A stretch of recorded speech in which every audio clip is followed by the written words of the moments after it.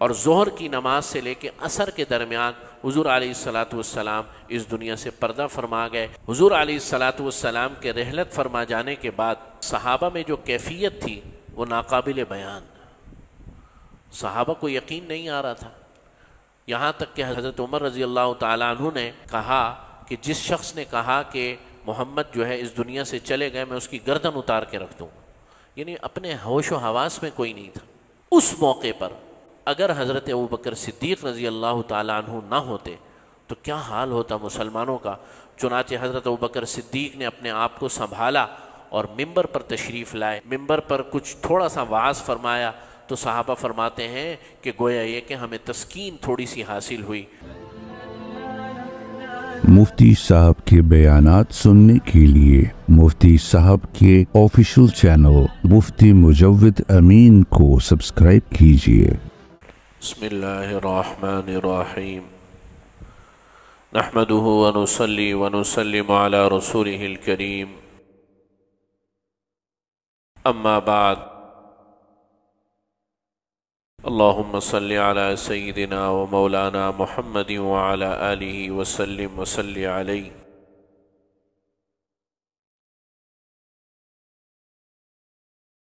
آج دروس سیرت کے سلسلے میں جو سلسلہ شروع کیا تھا اس کا آخری درس ہے، اور کل بات یہاں تک ہوئی تھی کہ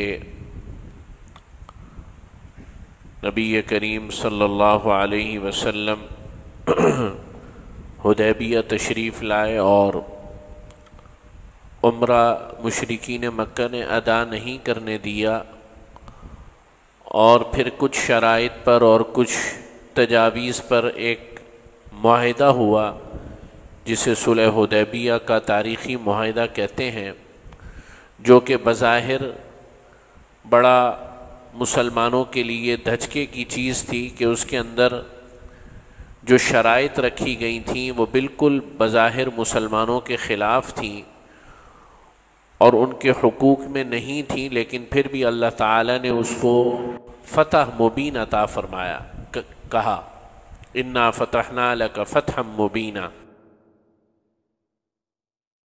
اور حقیقت بھی یہی ہے کہ صلح حدیبیہ ہی سے مسلمانوں کے لیے فتح مکہ کی راہیں کھلی، اور مسلمانوں کو اللہ تعالیٰ نے بظاہر ایک جو شرائط ایسی تھیں جو کہ بڑے کمتر ماحول میں مسلمانوں نے قبول کی، لیکن اللہ تعالیٰ نے بعد کے معاملات میں بڑی خیر عطا فرمائی۔ صلح حدیبیہ 6 ہجری میں ہوا، اور اس کے بعد چونکہ جنگ بندی ہو چکی تھی اور معاہدہ ہو چکا تھا کہ اب جنگ نہیں ہوگی، کسی کی طرف سے پہل نہیں ہوگی، تو اس موقع کا فائدہ اٹھا کر جناب نبی کریم صلی اللہ علیہ وسلم نے تمام ممالک اطراف اور اکناف میں اور اس وقت کی دنیا کی بڑی بڑی ریاستیں جہاں جہاں موجود تھیں، ان تمام ریاستوں کے حاکموں کو خط لکھے، بادشاہوں کو خط لکھے اور دین اسلام کی دعوت دی۔ مثلا حضرت دحیہ کلبی رضی اللہ تعالی عنہ کو روم بھیجا، اور روم میں ہرقل روم جو ان کا بادشاہ تھا اس کو دین اسلام کی دعوت دی، اور اس نے نبی کریم صلی اللہ علیہ وسلم کی حقانیت کو پہچان لیا۔ چونکہ عیسائی تھے یہ لوگ، رومن امپائر کے لوگ، اور یہ لوگ جانتے تھے، ان کی کتابوں میں سب کچھ مذکور تھا، تورات میں، انجیل میں اور دیگر صحائف میں۔ تو بادشاہ ہرقل جو تھا وہ حضرت دحیہ کلبی رضی اللہ تعالیٰ عنہ کی باتوں سے مطمئن ہوا، لیکن اللہ کی مرضی تھی، دین اسلام قبول نہیں کر سکا۔ روایات میں آتا ہے کہ وہ اسلام قبول کرنا چاہتا تھا، لیکن اس وقت کے جو اس کے مشیران تھے اور جو اس کے آس پاس کے عمائدین سلطنت تھے، وہ اس بات کو جان چکے تھے کہ شاید ہرقل اسلام قبول کر لے گا، لہذا انہوں نے اس پر دباؤ بڑھانا شروع کر دیا اور مختلف قسم کی دھمکی آمیز کہ ہم تمہارا اقتدار چھین لیں گے اور اقتدار سے تمہیں برطرف کر دیں گے، بغاوت کر دیں گے۔ اس ڈر سے جو ہے وہ اسلام قبول نہیں کر سکا، لیکن اس نے حضرت دحیہ کلبی اور مسلمانوں کے وفد کا خوب اکرام کیا۔ اور صحیح بات یہ ہے کہ آپ علیہ الصلاۃ والسلام کا وہ نامہ مبارک، خط مبارک جو ہے وہ آج بھی ان کے پاس محفوظ ہے، اصلی حالت میں محفوظ ہے، اور ویٹیکن سٹی میں محفوظ ہے۔ گو کہ اس کو پبلک نہیں کیا انہوں نے، لیکن محفوظ ہے ان کے پاس اور نسلوں سے محفوظ چلا آ رہا ہے۔ اس کے بالکل برعکس کسرا جو کہ پرشین امپائر تھی، وہاں آپ صلی اللہ علیہ وسلم نے اپنے نمائندے کو بھیجا اور حضرت عبداللہ بن حذافہ رضی اللہ تعالیٰ عنہ کو بھیجا، تو اس بدبخت نے آپ صلی اللہ علیہ وسلم کی خط مبارک کو پھاڑ دیا اور ٹکڑے ٹکڑے کر دیا۔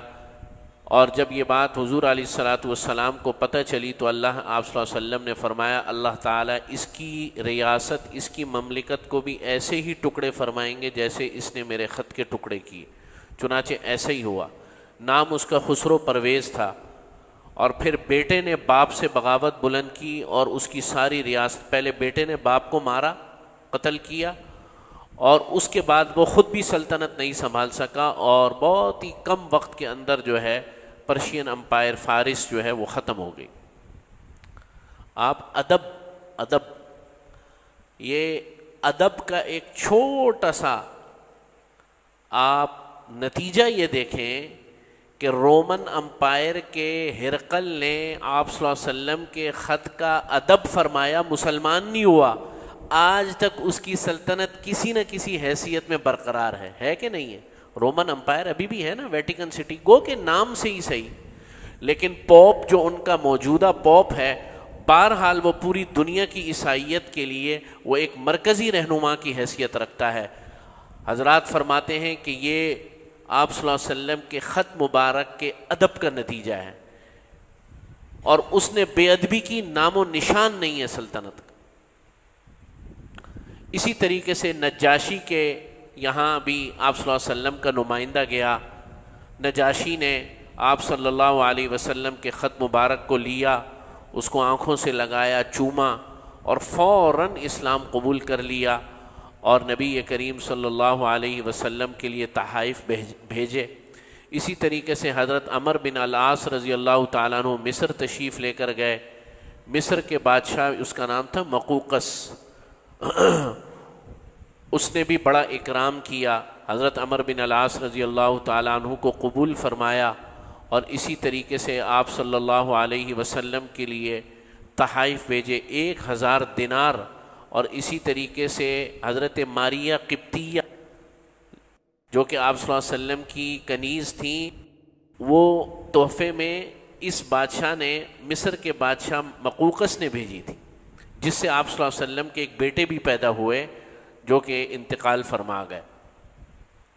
1000 دینار، 20 جوڑے اور کئی گھوڑے اور اونٹ آپ صلی اللہ علیہ وسلم کی خدمت میں روانہ فرمائے۔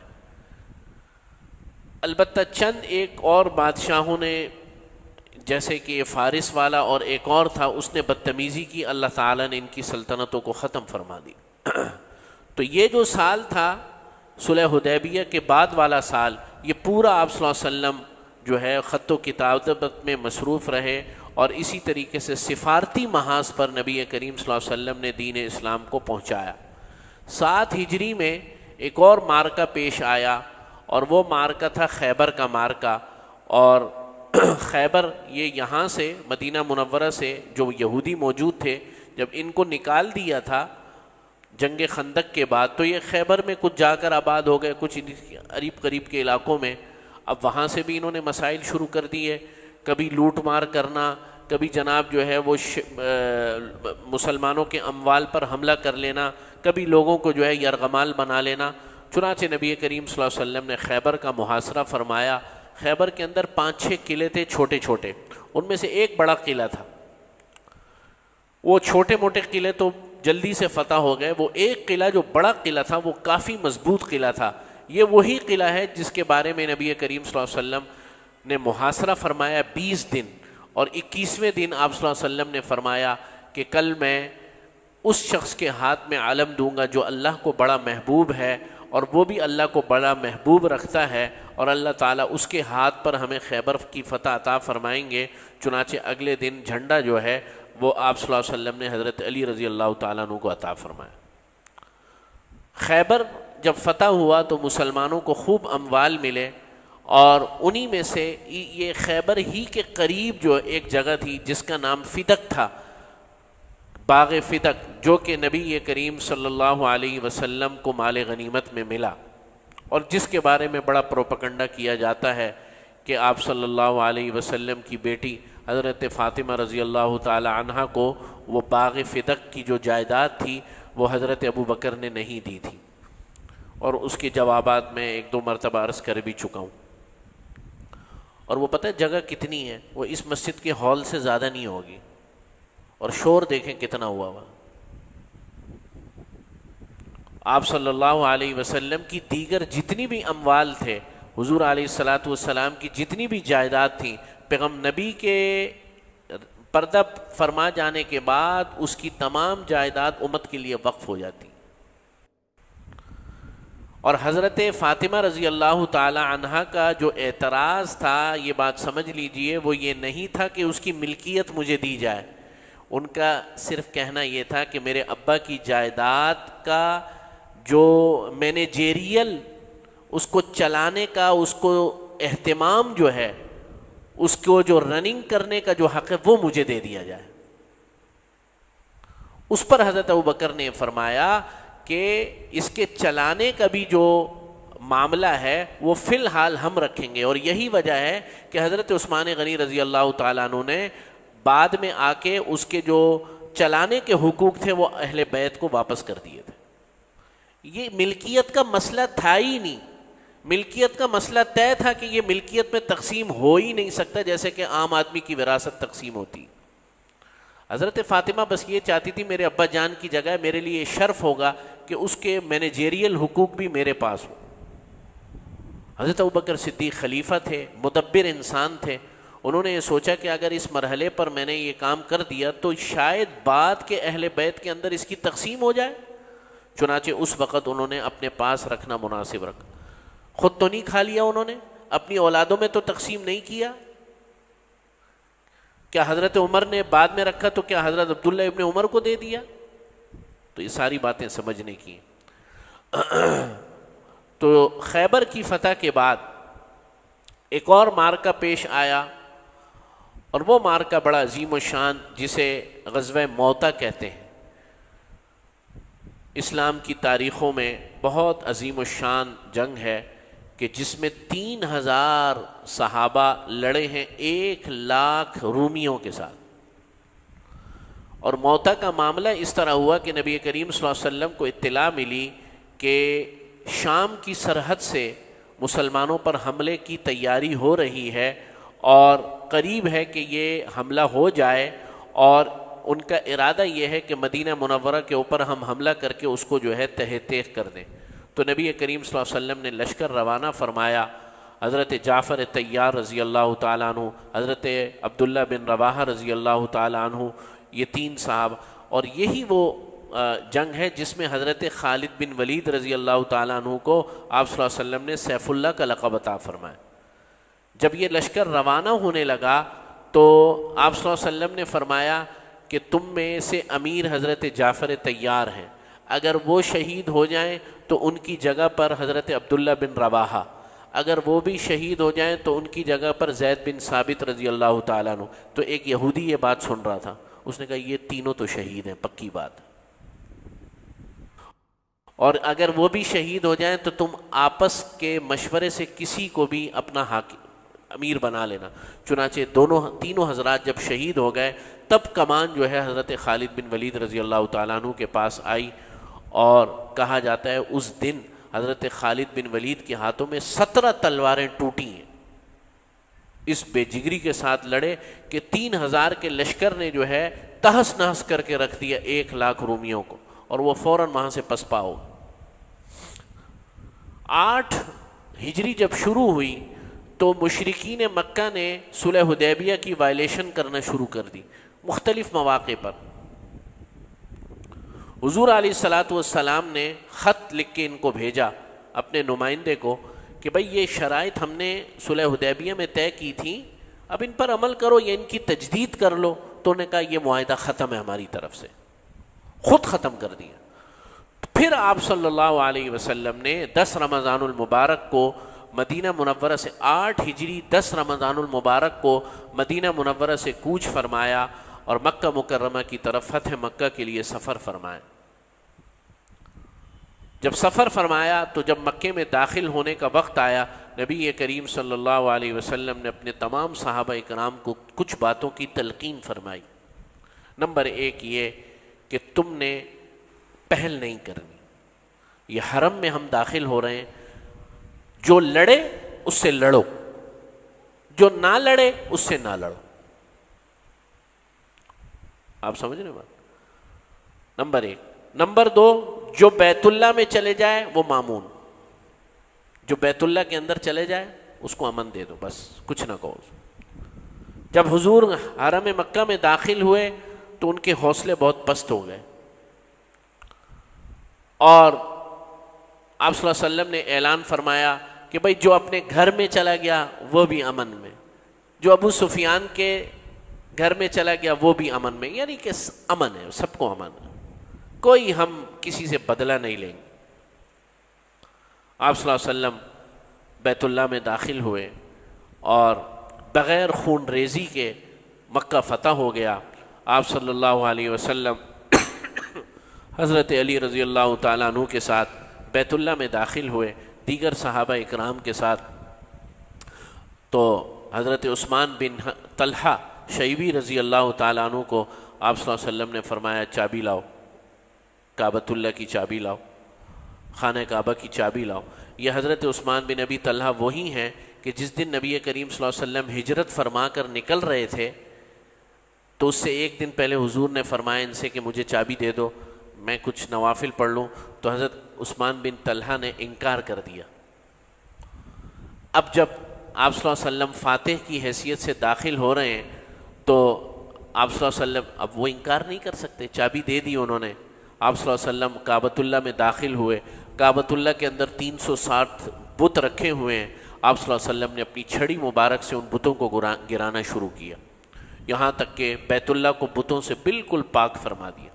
اس کے بعد نبی کریم صلی اللہ علیہ وسلم نے نوافل ادا فرمائے، باہر تشریف لائے۔ اب قریش انتظار میں کھڑے ہیں کہ اب پتہ نہیں ہمارے ساتھ کیا ہوگا۔ آپ صلی اللہ علیہ وسلم نے فرمایا لا تثریب علیکم اليوم، کوئی بدلہ نہیں ہے آج کے بعد، سب تم لوگوں کو معاف کر دیا، جاؤ۔ اور حضرت عثمان بن ابی طلحہ رضی اللہ تعالیٰ عنہ کو چابی جو ہے وہ عطا فرما دی۔ فرمایا عثمان وہ دن یاد ہے کہ جس دن میں نے تیرے سے چابی مانگی تھی اور تو نے مجھے نہیں، آج یہ چابی میں تجھے واپس لوٹاتا ہوں اور قیامت کے دن کی صبح تک تیرے پاس رہے گی، تیرے خاندان کے پاس رہے گی۔ چنانچہ آج بھی کعبۃ اللہ کی چابیاں جو ہیں، کلید بردار جو ہیں کعبۃ اللہ کے، وہ اسی خاندان میں سے ہوتے ہیں۔ اگر کسی بادشاہ کو بھی، ایون ہاؤس آف سعود کو اور سعودی حکمرانوں کو بھی اگر کعبۃ اللہ کھلوانا ہوتا ہے تو وہ پہلے ان سے اجازت لیتے ہیں، ان کا بندہ آتا ہے، وہ خود اپنے ہاتھوں سے کھولتا ہے، داخل کراتا ہے، عبادت کرواتا ہے، خود اپنے ہاتھوں سے بند کرتا ہے اور چابی لے کر چلے جاتے ہیں۔ اور بلکہ حضور نے یہ بھی فرمایا کہ جو تم سے چھینے گا وہ ظالم ہوگا۔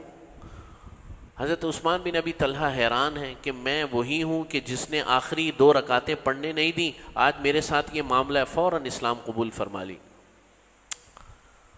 اس طرح مکہ فتح ہوا۔ مورخین فرماتے ہیں کہ آپ صلی اللہ علیہ وسلم جب مکے کی فتح کے لیے داخل ہو رہے تھے تو حضور علیہ الصلاۃ والسلام اپنی اونٹنی پر سوار تھے اور آپ صلی اللہ علیہ وسلم کا سر مبارک ایسے کر کے سینے سے لگا ہوا تھا، عاجزی سے، اور نبی کریم صلی اللہ علیہ وسلم کمال عاجزی کے ساتھ داخل ہوتے ہیں مکۃ المکرمہ میں۔ مکہ فتح ہوتا ہے، آپ صلی اللہ علیہ وسلم کچھ دن قیام فرماتے ہیں، اس کے بعد مکے سے آگے ایک اور غزوہ پیش آتا ہے جس کا قرآن مجید میں بھی ذکر ہے، وَيَوْمَ حُنَيْنٍ إِذْ أَعْجَبَتْكُمْ كَثْرَتُكُمْ، غزوہ حنین، غزوہ حنین۔ یہ اصل میں یہ پٹی ہے طائف کی طرف، ایک بہت بڑا معاملہ یہ تھا کہ عرب کی ایک بہت بڑی آبادی وہ صرف اس انتظار میں تھی کہ قریش اور حضور کا کیا معاملہ طے ہوتا ہے، اگر آپ صلی اللہ علیہ وسلم غالب آ جائیں گے تو ہم اسلام قبول کر لیں گے۔ ایک بہت بڑی تعداد عرب میں ایسی بھی تھی، چنانچہ جیسی فتح مکہ ہوا تو قبائل کے قبائل نے اسلام قبول کرنا شروع کر دیا۔ دو قبیلے ریزسٹنس کیے، ایک قبیلہ ثقیف اور ایک حوازن۔ یہ طائف کے لوگ تھے، بڑے جنگجو لڑاکے قسم کے لوگ تھے۔ آپ صلی اللہ علیہ وسلم نے ان سے جنگ کے لیے اور ان کی سرکوبی کے لیے مکے میں کچھ دن قیام کر کے عمرہ ادا کر کے آپ صلی اللہ علیہ وسلم نکلے ہیں حنین کی طرف۔ یہ حنین ایک وہ مقام تھا راستے میں طائف کے۔ یہ لوگ اچھا اس موقع پر مسلمانوں سے ایک غلطی ہوئی، وہ یہ کہ کچھ صحابہ نے کہا، اس دن مسلمان 12,000 تھے، 12,000 کا لشکر، اتنا بڑا لشکر کبھی کسی جنگ میں نہیں ہوا تھا۔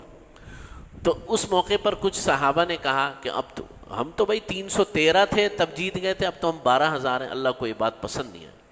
وَيَوْمَ حُنَيْنٍ، اور وہ دن حنین کا دن، اِذْ أَعْجَبَتْكُمْ كَثْرَتُكُمْ، جب تمہاری کثرت نے تمہیں دھوکے میں مبتلا کر دیا۔ کثرت سے تھوڑی جیتے ہو تم ساری جنگیں، تم تو اللہ کے بھروسے اور اللہ کی مدد سے جیتے ہو۔ اللہ کو یہ جملہ پسند نہیں آیا، چنانچہ حنین کے ابتدائی دن مسلمانوں کا بڑا نقصان ہوا، اور ہوا اس طرح کہ وہ ایک گھاٹی تھی، اور یہ لوگ جو قبیلہ ثقیف اور حوازن کے لوگ تھے، لڑاکے لوگ تھے، انہوں نے چوٹیوں کے اوپر مورچے بنائے تھے اور تیر اندازی میں بہت پرفیکٹ لوگ تھے۔ چنانچہ جیسے ہی مسلمان اس گھاٹی میں داخل ہوئے تو چاروں طرف سے تیروں کی بارش ہو گئی۔ خود نبی کریم صلی اللہ علیہ وسلم کو حضرت عبداللہ ابن عباس معاف کیجیے گا حضرت عباس رضی اللہ تعالیٰ عنہ نے کور کیا اور ایک محفوظ مقام پر بڑی مشکل سے پہنچایا۔ بہرحال اس جنگ میں مسلمانوں کا بڑا نقصان ہوا شروع میں۔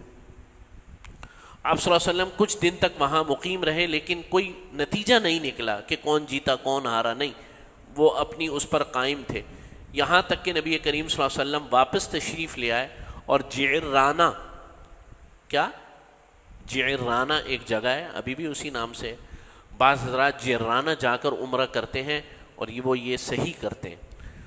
تو جعرانہ جا کر جو ہے آپ صلی اللہ علیہ وسلم نے یہ بھی واپسی کے ہی راستے میں جعرانہ کے مقام سے حضور نے عمرے کا احرام باندھا، اور پھر آپ صلی اللہ علیہ وسلم نے آ کر دوبارہ عمرہ کیا اور 3 یا 4 دن مکہ مکرمہ میں قیام کر کے پھر مدینہ منورہ واپس ہوئے۔ تو حضور کے کتنے عمرے ہو گئے؟ کتنے عمرے ہو گئے؟ 2 عمرے ہو گئے۔ اس سفر میں 2 عمرے ہو گئے نا، ایک تو فتح مکہ کے لیے جب داخل ہوئے وہ والا عمرہ، اور ایک یہ جعرانہ سے واپسی پر دوسرا عمرہ۔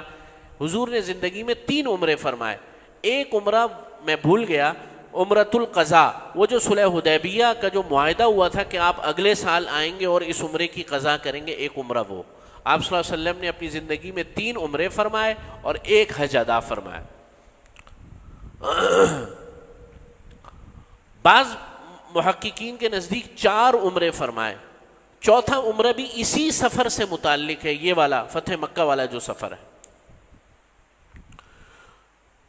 اور بعض رات اس عمرے کو چوتھے عمرے کو شامل کرتے ہیں کہ وہ جو اگلے سال آپ صلی اللہ علیہ وسلم حج کے لیے تشریف لائے تھے تو اس میں عمرہ ادا فرمایا تھا، تو اگر اس کو بھی شامل کریں تو 4 عمرے ہو جاتے ہیں، صحیح ہے نا؟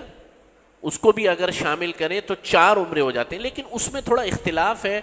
بعض رات فرماتے ہیں کہ وہ حج افراد تھا، بعض فرماتے ہیں وہ حج تمتع تھا، لیکن عمرے کے لیے خصوصی سفر حضور نے 3 فرمائے۔ چلو یہ بات آسان، اور ٹوٹل 4 عمرے تھے اور 1 حج تھا، یہ آسان بات۔ اگلے سال یہ 8 ہجری میں مکہ فتح ہو جاتا ہے، 9 ہجری میں نسبتاً سکون کا سال گزرتا ہے، اس سال پورا سال آپ صلی اللہ علیہ وسلم کے پاس وفود آنا شروع ہو جاتے ہیں، وفد، اور اس کی تفصیل بہت زیادہ ہے ماشاءاللہ، بہت تفصیل ہے اس کی. دور دراز عرب کے قبائل سے وفود کے وفود آ رہے ہیں. بنی تمیم سے وفد آ رہا ہے. یہ جو بنو تمیم تھے نا، یہ بنو تمیم کا وفد مشہور ہے. حوازن سے آ رہا ہے، اور اسی طریقے سے نجران سے وفد آ رہا ہے. کہاں کہاں سے دور دراز عرب کے قبیلوں سے جو ہے وہ وفود کا سلسلہ، ایک لمبا سلسلہ شروع ہوا آپ صلی اللہ علیہ وسلم کے ہاتھ پر بیعت کرنے کا. اور مسجد نبی صلی اللہ علیہ وسلم میں ریاض الجنہ میں جہاں امام صاحب کا منبر ہے، جہاں امام صاحب کھڑے ہوتے ہیں نماز پڑھاتے ہیں، اس کی بائیں طرف حجرے میں تیسرا ستون ہے. تیسرا ستون وہاں پر لکھا ہوا ہے اسطوانۃ الوفود. اسطوانۃ الوفود، وفود وفد کی جمع ہے. وہاں بیٹھ کر نبی کریم صلی اللہ علیہ وسلم وفود سے ملاقات فرماتے تھے. آپ صلی اللہ علیہ وسلم کے پاس باہر سے آ رہا ہے، دیگر ریاستوں سے آ رہے ہیں، مسلمانوں کے وفود آ رہے ہیں، تو آپ صلی اللہ علیہ وسلم وہاں ملاقات فرماتے تھے. اس میں کفار بھی ہوتے تھے. چنانچہ یہیں سے یہ مسئلہ محققین نے لکھا ہے کہ کافر کا مسجد میں داخلہ منع نہیں ہے. کافر کا مسجد میں داخلہ منع نہیں، اس لیے کہ حضور علیہ الصلاۃ والسلام سے لوگ ملنے کے لیے آتے تھے اور مسجد میں ملاقات فرماتے تھے. یہ غلط مت ہو گئی ہے مسلمانوں میں کہ بھئی کوئی کافر مسجد میں داخل نہیں ہو سکتا. داخل ہو سکتا ہے البتہ تمیز تہذیب سے داخل ہو، مسلمانوں کے ڈیکورم کے مطابق داخل ہو، چپل نہ پہنے، اور بے شک ٹوپی سر پہ نہ لے، شراب کی حالت میں نہ ہو، نشے کی حالت میں نہ ہو، کپڑے اس نے ادب و آداب کے پہنے ہوئے تو داخل ہو سکتا ہے. کوئی اس میں شرعی لحاظ سے کوئی قباحت نہیں. باقی یہ بات رہی کہ وہ بھائی ناپاک بھی تو ہو سکتا ہے، تو بھائی شرعی احکام کا مکلف میں اور آپ ہیں، وہ نہیں.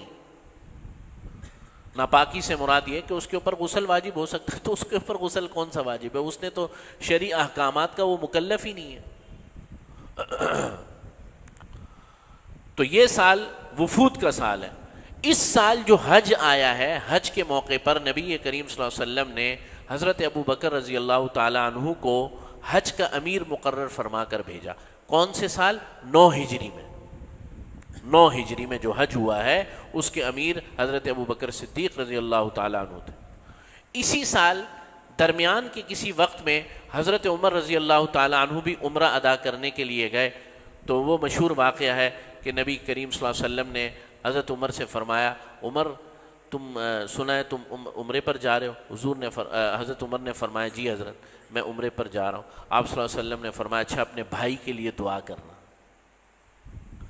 اپنے بھائی کے لیے دعا کرنا. حضرت عمر فرماتے ہیں ساری زندگی ان الفاظ کی چاشنی میرے کانوں میں گھلتی رہی کہ حضور علیہ الصلاۃ والسلام نے مجھے خود فرمایا کہ تم میرے لیے دعا کرنا. اس سے یہ پتہ چلتا ہے کہ جو حضرات حج اور عمرے پر جاتے ہیں ان کو دعا کے لیے کہنا یہ سنت عمل، ورنہ حضور علیہ الصلاۃ والسلام سبحان اللہ وبحمدہ سبحان اللہ العظیم، ساری نیکیاں ان کے طفیل ہیں، سارے کے سب کچھ انہی کے تو طفیل ہے. 10 ہجری جب شروع ہوا، 9 ہجری نسبتاً سکون کا سال تھا. بلکہ یہاں میں ایک واقعہ بھول گیا ہوں معذرت کے ساتھ، غزوہ تبوک، ہاں جی، جیش العسرہ. اصل میں یہ تھا تو بڑا سخت، اور اتنے سخت مہینے میں تھا، بالکل کھجور کے پکنے کا زمانہ، عین گرمی کا زمانہ، اور گرمی بھی عرب کی گرمی، اور پھر عرب کی گرمی کے اندر مدینہ منورہ والوں کے سارے سال کی کمائی کا دار و مدار وہ کھجوروں پر ہوتا ہے. کوئی کھجوروں کا کاروبار کر رہا ہے، کوئی ریٹیل میں بیچ رہا ہے، کوئی ہول سیل میں بیچ رہا ہے، کوئی کھجوروں کے باغات میں کام کر رہا ہے، کوئی مزدوری کر رہا ہے، کوئی اس کو لے کر دیگر علاقوں میں جا رہا ہے. یہی صنعت تھی، یہی فصل تھی وہاں پر. اور ایسے موقع پر حضور نے فرمایا نکلنا ہے.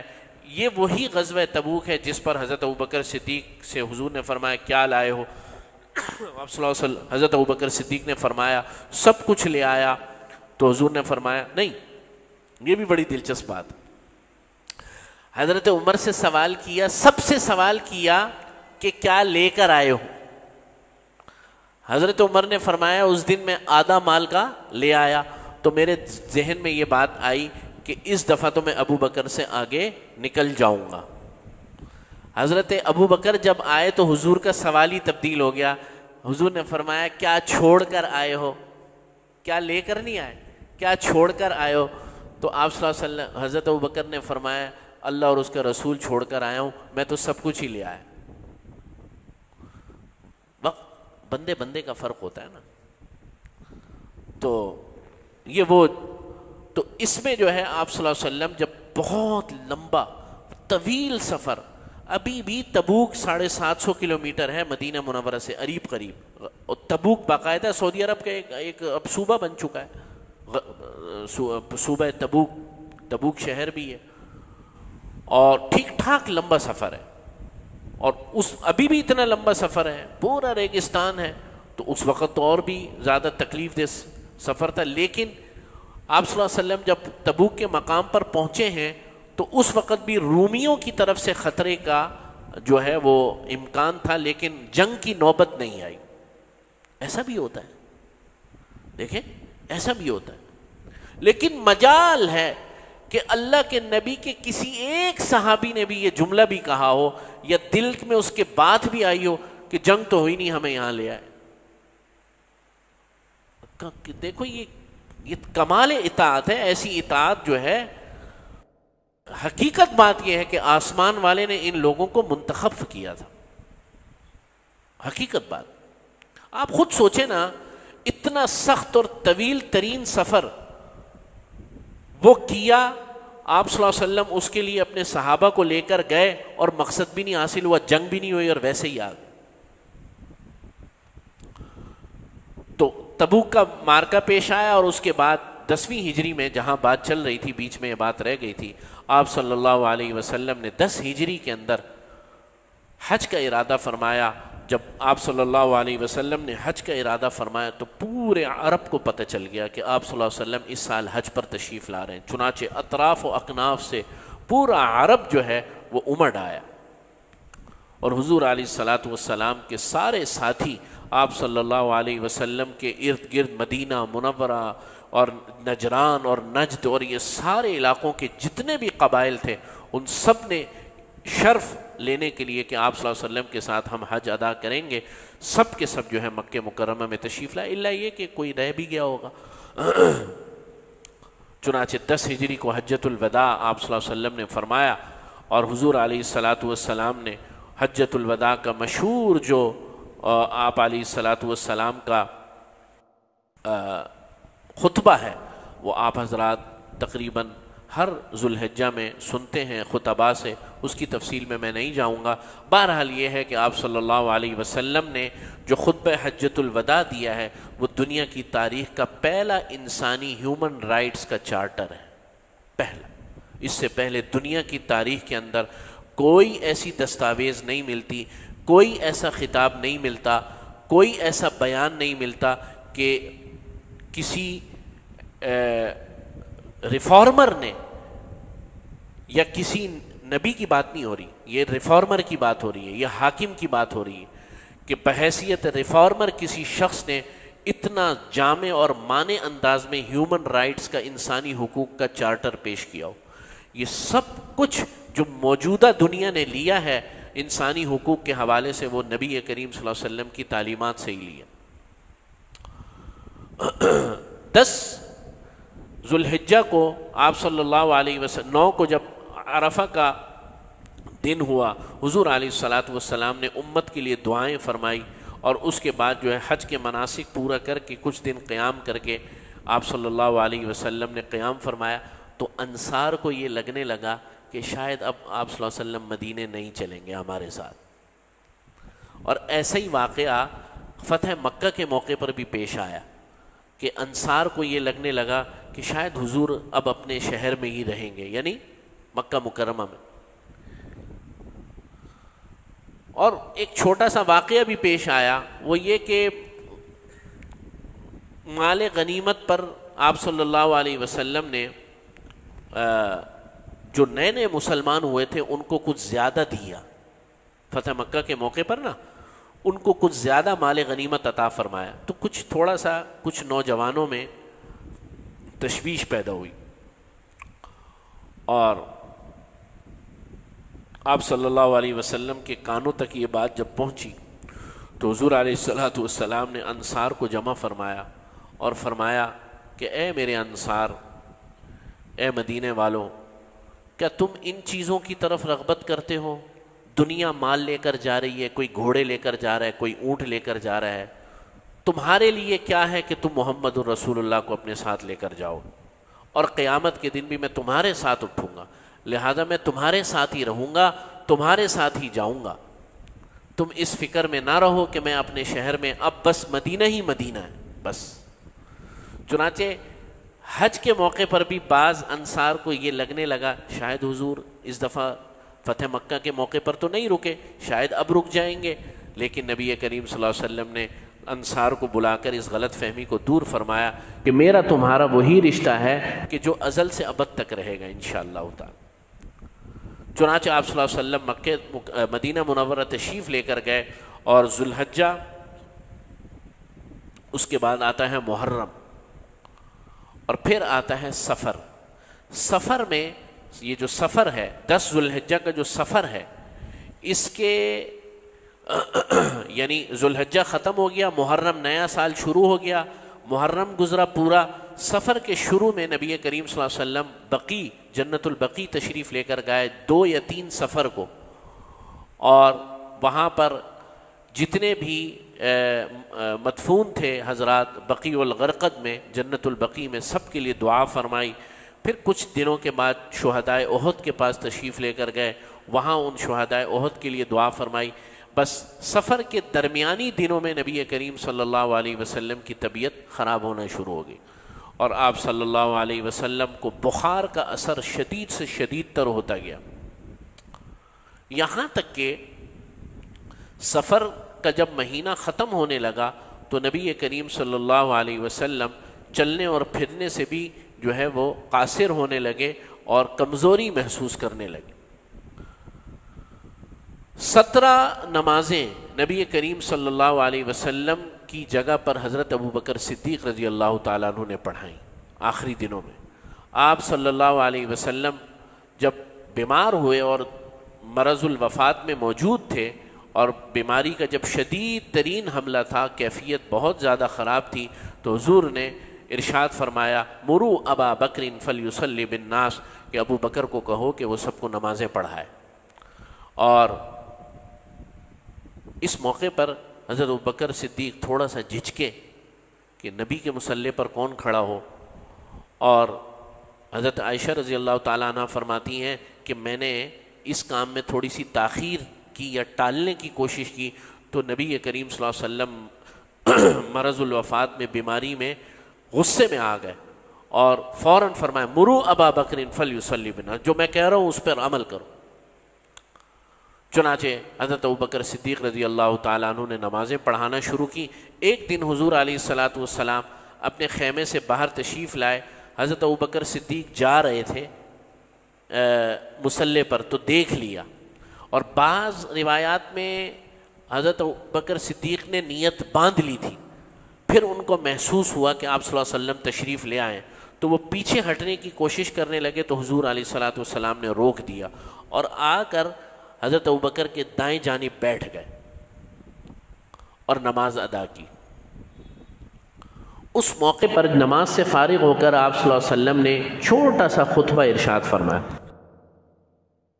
اور چھوٹا مطلب بہت ہی مختصر، یعنی منٹوں کا، اس میں مسلمانوں کو تلقین فرمائی کچھ چیزوں کی کہ تم جو ہے وہ حقوق العباد کے سلسلے میں ڈرنا، خواتین کے حقوق کے سلسلے میں ڈرنا، غلاموں کے حقوق کے سلسلے میں ڈرنا، اور اس طریقے سے کچھ باتیں ارشاد فرمائیں۔ اور پھر آپ صلی اللہ علیہ وسلم نے فرمایا کہ جن جن کے دروازے مسجد میں کھل رہے ہیں سب کے دروازے بند کر دیے جائیں سوائے ابو بکر کے۔ یہ صاف اشارہ تھا حضرت ابو بکر صدیق کی خلافت کے لیے۔ آپ سمجھ رہے بات؟ چنانچہ سب کے دروازے جو ہے اس دن بند کر دیے گئے، یعنی اس طرح تھا کہ جیسے یہ مسجد نبوی ہے اور اس طرف اطراف کے اندر سب کے گھر ہیں اور گھروں کے دروازے جو ہے وہ مسجد میں کھل رہے تھے۔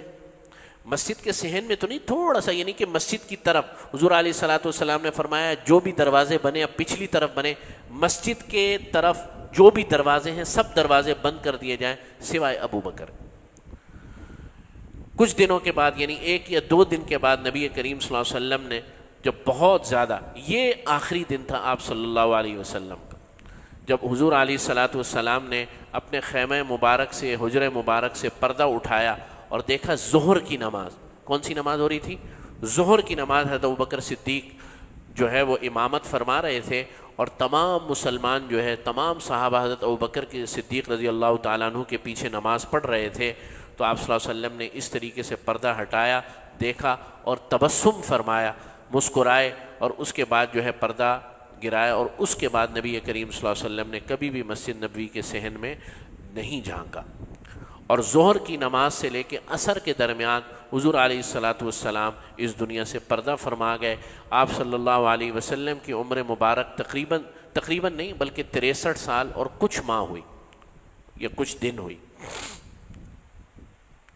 اور حضور علیہ الصلوۃ والسلام کے رحلت فرما جانے کے بعد صحابہ میں جو کیفیت تھی وہ ناقابل بیان، صحابہ کو یقین نہیں آ رہا تھا، یہاں تک کہ حضرت ابوبکر صدیق، حضرت عمر رضی اللہ تعالیٰ عنہ نے کہا کہ جس شخص نے کہا کہ محمد جو ہے اس دنیا سے چلے گئے میں اس کی گردن اتار کے رکھ دوں، یعنی اپنے ہوش و حواس میں کوئی نہیں تھا۔ ایک صحابی کو اطلاع ملی، وہ کھیتوں میں ہل چلا رہے تھے، تو جب اطلاع ملی کہ آپ علیہ الصلوۃ والسلام وصال فرما گئے تو انہوں نے دعا کی، آسمان کی طرف ہاتھ اٹھایا، فرمایا یا اللہ ان آنکھوں کو ضرورت تھی صرف دیدار محمد کی، دیدار محمد نہیں ہے تو ان آنکھوں کا کیا فائدہ، میری اس بینائی کو تو چھین لے۔ صحابہ کے اوپر وہ کیفیت گزری۔ اس موقع پر اگر حضرت ابوبکر صدیق رضی اللہ تعالیٰ عنہ نہ ہوتے تو کیا حال ہوتا مسلمانوں کا۔